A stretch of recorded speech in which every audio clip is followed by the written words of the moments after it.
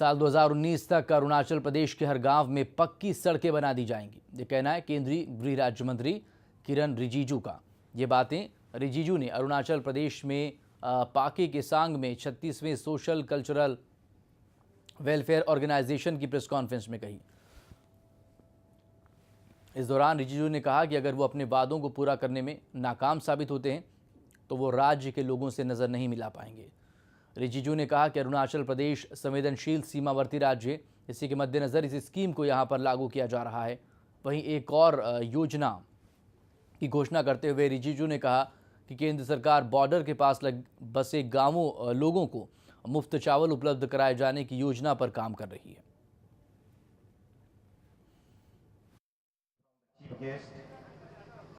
हम लोग ने एक होम मिनिस्ट्री से पहल किया है। ये 5 साल 2019 में फिर इलेक्शन होगा, उस बीच में हमको कोई झंडा बीजेपी कांग्रेस जैसे मैंने कहा वो नहीं होगा, काम सिर्फ होगा। अभी से लेकर के 2019 हमने निर्णय किया है कि अरुणाचल प्रदेश में, ये ध्यान रखिए, ये बाकी स्टेट के लिए नहीं, अभी जम्मू एंड कश्मीर के लिए भी शुरू नहीं किया और बाकी नॉर्थ ईस्टर्न स्टेट्स के लिए भी नहीं है। अरुणाचल प्रदेश के लिए चाहे वो गांव में 2 घर होने से भी, चाहे किसी गांव में 5 घर होने से भी, एवरी विलेज, हर गांव को 2019 तक हम गाड़ी पहुंचा देंगे, गाड़ी रास्ता पहुंचाएंगे। कोई ऐसे गांव नहीं बचेगा जिसमें गाड़ी नहीं जाता है, ये मेरा कमिटमेंट है।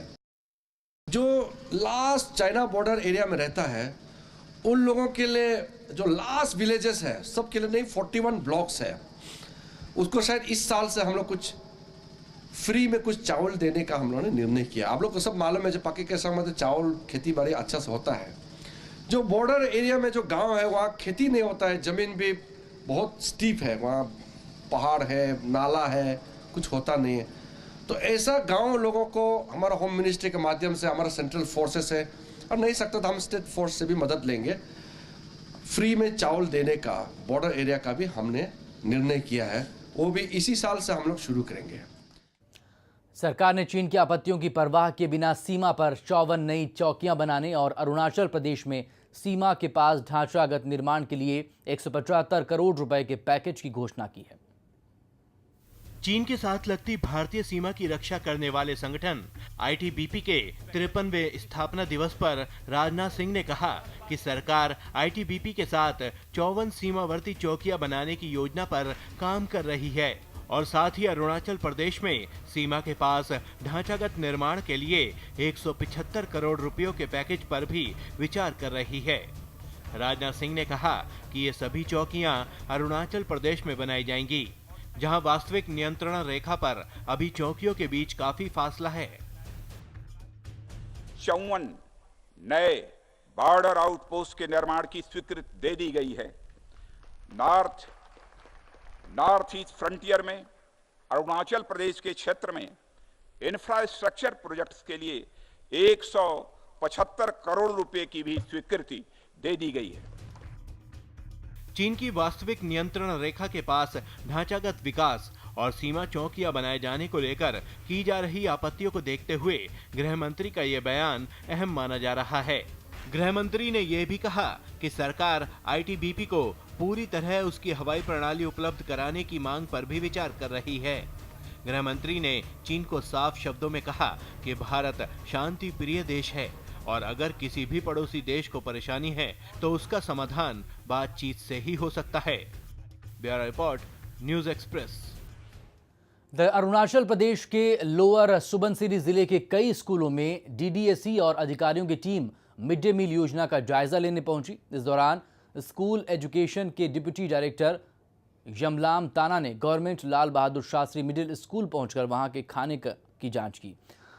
यमलाल ताना ने कहा कि उन्हें काफ़ी वक्त से शिकायत मिल रही थी कि स्कूलों में सही वक्त पर मिड डे मील नहीं बांटा जा रहा, इसलिए उनकी टीम स्कूलों में जाकर ये पता लगा रही है कि कौन कौन से स्कूलों में छात्रों को इसका लाभ नहीं मिल पा रहा। इस दौरान यमलाम ने आश्वासन दिया कि उनकी टीम के बीईओ और एमडीएम कोऑर्डिनेटर अपने इस इलाके के स्कूलों पर लगातार नज़र बनाए हुए हैं। साथ ही एमडीएम से मिल रही शिकायतों के निपटारे के लिए एक सेल पहले से ही काम कर रही है ताकि किसी भी तरह की लापरवाही की गुंजाइश ना हो। वहीं उन्होंने स्कूल के प्रिंसिपल और शिक्षकों से भी मिड डे मील योजना को सफल बनाने के लिए पूरा सहयोग देने की अपील की।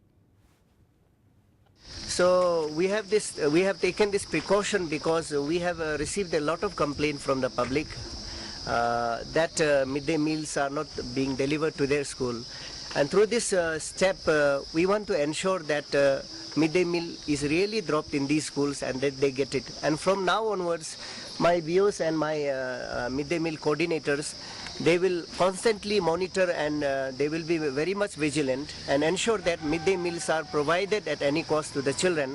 And we will hold all the headmasters and teachers in charges of the school responsible for any lapses. Modi के स्वच्छ भारत मिशन में एक और बड़ा नाम जुड़ गया है। भारत की चैंपियन मुक्केबाज MC मैरी कॉम ने भी झाड़ू उठाई और इम्फाल की सड़कों से गंदगी साफ की। मैरी कॉम को मशहूर बिजनेसमैन अनिल अंबानी ने क्लीन इंडिया कैंपेन का चैलेंज दिया था। Champion boxer MC Mary Kom ने शुक्रवार को स्वच्छ भारत अभियान के तहत इम्फाल में सड़कों की सफाई की। इंचियोन एशियन गेम्स में गोल्ड मेडल जीतने वाली मैरी कॉम को मशहूर बिजनेसमैन अनिल अंबानी ने क्लीन इंडिया कैंपेन का चैलेंज दिया था। उन्होंने शुक्रवार को इम्फाल में खोंगनांग अनीकरक और डिंगकू रोड पर सुबह 6 बजे झाड़ू लगाई। दरअसल इसी दिन मणिपुर का मशहूर त्योहार निंगोल चाकोबा होता है, जिसमें शादीशुदा महिलाओं को उनके भाई दावत के लिए आमंत्रित करते हैं और उपहार वगैरह देते हैं।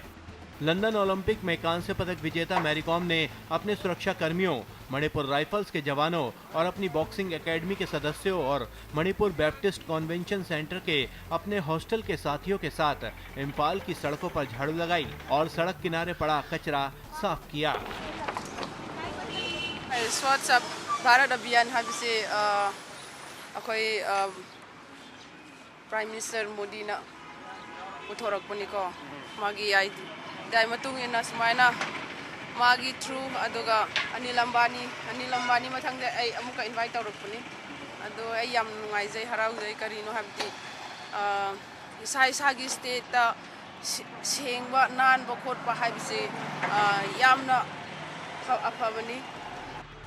मैरी कॉम के सफाई अभियान से जुड़ने पर प्रधानमंत्री मोदी ने भी खुशी जाहिर की और ट्वीट किया कि मैरी कॉम इम्फाल में स्वच्छ भारत अभियान से जुड़ी हैं, इससे मिशन को और बल मिलेगा। बॉक्सर मैरी कॉम ने Priyanka Chopra starrer biopic film Mary Kom में उनके पति की भूमिका निभाने वाले एक्टर दर्शन कुमार को क्लीन इंडिया चैलेंज के लिए आमंत्रित किया। इसके अलावा उन्होंने पहलवान योगेश्वर दत्त, सुशील कुमार, शूटर हिना सिद्धू, फुटबॉल खिलाड़ी सुनील छेत्री और मोनेट स्पोर्ट्स फाउंडेशन के सदस्यों को अभियान से जुड़ने का चैलेंज दिया। इससे पहले पूर्व क्रिकेटर सचिन तेंदुलकर, मुकेश अंबानी की पत्नी नीता अंबानी, बॉलीवुड के star Salman Khan, tennis star Sania Mirza समेत अलग अलग क्षेत्रों में देश की कई नामी हस्तियां स्वच्छ भारत अभियान का हिस्सा बन चुकी हैं। Bureau report, news express. Itanagar की खूबसूरती को अब सड़क पर लगे बैनर्स और होर्डिंग्स नहीं बिगाड़ पाएंगे। शनिवार को ईटानगर परिषद के मुख्य अधिकारी बोकर बसर ने इसी सिलसिले में अधिसूचना जारी की, जिसमें कहा गया कि नगर परिषद और राजधानी में होर्डिंग लगाने से पहले परिषद की अनुमति लेना जरूरी होगा। ऐसा नहीं करने वालों पर परिषद की तरफ से कड़ी कार्रवाई की जाएगी। वहीं अधिसूचना में ये भी कहा गया कि जिन कंपनियों के होर्डिंग्स पहले से लगे हुए हैं, उनके मालिकों को निर्देश दिए गए हैं कि वो 15 दिनों के भीतर परिषद से अनुमति ले लें, अन्यथा उन पर जुर्माना भी लगाया जाएगा। ईटानगर यानी अरुणाचल प्रदेश के राजधानी, यहाँ पर एक आदत रहा है जहाँ कोई भी इंडिविजुअल या प्राइवेट फर्म्स अपना होर्डिंग्स या अपना बैनर्स कहीं पर भी टांग देते हैं। तो ऐसे में राजधानी का सुंदरता को फ़र्क पड़ता है। तो ऐसे में ईटानगर म्युनिसिपल काउंसिल के एस्टैब्लिशमेंट के बाद चीफ म्युनिसिपल एग्जीक्यूटिव ऑफिसर यानी बोकर बासर ने आज एक ऑर्डर जारी किया गया था, जिसमें कहा गया है कि इस तरह के प्रैक्टिस को रोका जाए और 15 दिनों के अंदर IMC के ऑफिस से परमिशन लिया जाए ताकि ईटानगर की सुंदरता को बरकरार रख सके। कैमरामैन सुरेश कुमार सिंह के साथ मैं नीलम राजा, eastern sky media, Arunachal Pradesh. Arunachal Pradesh में मसालों की खेती को बढ़ावा देने के लिए 1-2 दिन के लिए सेमिनार का आयोजन किया गया। शनिवार को सेमिनार के पहले दिन मुख्यमंत्री नबाम तुकी ने सेमिनार का उद्घाटन किया। अरुणाचल प्रदेश में किसानों को मसालों की खेती की जानकारी देने के लिए राष्ट्रीय सेमिनार का आयोजन किया जा रहा है। ये सेमिनार ईटानगर बैंक्वेट हॉल में मसालों की बागवानी को लेकर चल रहा है। 2 दिन के इस सेमिनार का उद्घाटन मुख्यमंत्री नाबाम तुकी ने शनिवार को किया। इस दौरान नाबाम तुकी ने स्पाइस बोर्ड के साथ हुए बायबैक पॉलिसी समझौते के बारे में भी जानकारी दी। जो भी इसमें नट्स कार्डामम का जो भी कल्टीवेशन करेगा उसको स्पाइसेस बोर्ड ऑफ इंडिया का तरफ से भारत सरकार का ओर से 30% का सब्सिडी मिलेगा। उसके साथ साथ स्पाइसेस बोर्ड के साथ साथ हम भी कोशिश करेंगे कि हमारा तरफ से भी कुछ और 20% जोड़ने से 50% सब्सिडी आपको दे सकते हैं। साथ ही मुख्यमंत्री नाबाम तुकी ने सेमिनार में बताया कि प्रदेश के अंजाव, लोअर सुबनसिरी, ऊपरी सुबनसिरी जैसे जिलों में मसालों की खेती की बहुत गुंजाइश है, लेकिन किसानों में सूखे मसालों की खेती का तकनीकी ज्ञान कम है, जो कि चिंता का विषय है। वहीं सेमिनार में मौजूद हॉर्टिकल्चर विभाग के डायरेक्टर जोमो रतन ने बताया कि सेमिनार के माध्यम से किसानों को मसालों की खेती की तकनीक के बारे में बताया जा रहा है। We have farmers from all over the northeast, and we intend to have sessions on research, extension activity, the development procedures, the marketing channels available for spices, conducted by experts here who have come from all over the country. इसके अलावा भारत सरकार में spice board के chairman doctor A Jayatilak ने बताया कि मसालों की खेती कब की जाए, कितने अंतराल के बाद की जाए और आखिर क्यों अरुणाचल को इसके लिए चुना गया।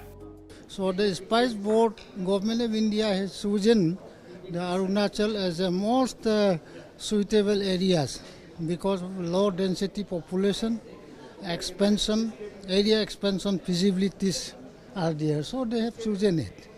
So it will be very excellent, and I see in the future that the spice production of Arunachal will be increased, as well as revenue generation of the state will be increased. इस seminar का आयोजन वाणिज्य एवं उद्योग मंत्रालय द्वारा भारत सरकार के सहयोग से करवाया जा रहा है, जिसका उद्देश्य किसानों में ये विश्वास पैदा करना है कि प्रदेश में भी मसालों की खेती का विकास संभव है। Bureau report, news express. उधर मणिपुर में शनिवार को मशहूर त्योहार निगोल चाकोबा मनाया गया। इस दौरान इम्फाल के बाजारों में जगमग रोशनी रही और उत्सव जैसा माहौल रहा। बाजार लोगों से खचाखच भरे हुए दिखाई दिए। अपनों के लिए उपहार खरीदने के लिए बाजार पहुंचे लोगों में त्योहार को लेकर काफ़ी उत्साह देखा गया। खासकर शादीशुदा महिलाओं में निंगोल चाकोबा को लेकर अलग ही खुशी बनी हुई थी। बता दें कि निंगोल चाकोबा मणिपुर का काफ़ी मशहूर त्यौहार है, जिसमें माता पिता शादीशुदा बेटियों को अपने घर दावत के लिए आमंत्रित करते हैं। इस अवसर पर उनके परिवार की तरफ से बेटी को उपहार भेंट किए जाते हैं। मणिपुर में मशहूर त्योहार निकोंग चाकोबा के अवसर पर शुक्रवार को मापल कैंगजेबंग में फिश फेयर कम फिश क्रॉप कंपटीशन आयोजन किया गया। मत्स्य विभाग ने इसका आयोजन किया था। मेले का उद्घाटन मत्स्य विभाग के निदेशक के शरद कुमार ने किया। वहीं कार्यक्रम में मुख्य अतिथि के तौर पर कृषि मंत्री अब्दुल नासिर, मत्स्य विभाग के आयुक्त वाई जुगेंद्रो मौजूद रहे। 12 किलो की सबसे बड़ी मछली मेले में आकर्षण का केंद्र रही। मत्स्य विभाग के निदेशक के शरद कुमार ने बताया कि इस बार मेले में मछली व्यापार से करीब 75,000 रुपये की कमाई का टारगेट रखा गया था, लेकिन ये आंकड़ा 75,000 से पार हो गया। वहीं कंपटीशन के बारे में बताते हुए शरद कुमार ने कहा कि हर बार की तरह इस बार भी सबसे ज़्यादा मछली लाने वाले मछुआरों को 6,000 की इनामी राशि दी गई, जबकि दूसरा पुरस्कार 4,000 और तीसरे को 3,000 का पुरस्कार दिया गया। साथ ही मत्स्य विभाग ने 25 मछुआरों को सांत्वना पुरस्कार भी दिया। मेले में पहुंचे लोगों ने भी कार्यक्रम में जमकर हिस्सा लिया।